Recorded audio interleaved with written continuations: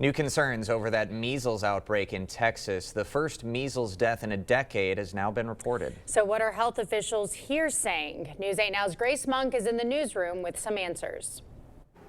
Officials say an outbreak risk to Wisconsin is low. The last reported case here was in April 2024.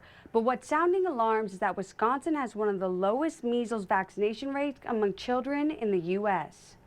About 81% of 2-year-olds in Wisconsin have received a vaccine for measles. In 2013, the same measurement for the same age group was at 88%. So over about a 10 or 11 year period, we have seen a reduction. In La Crosse County, that number is 84%. Due to travel and lower than optimal vaccination rates, it's always on our radar. The mumps, measles, and rubella vaccine, or MMR, is usually given to children in 2 doses. Children receive their first MMR vaccination between 12 and 15 months of age, and then they get a second dose at 4 to 6 years old. In Wisconsin, about 84% of kindergarten-aged children have received both. Measles is so infectious. It's one of the most infectious diseases around. It can hang out in the air for up to 2 hours. The CDC recommends a 95% vaccination rate to help prevent outbreaks. This is what makes the low vaccination rates concerning. We do have pockets within the Wisconsin community as a whole that have lower vaccination rates that could,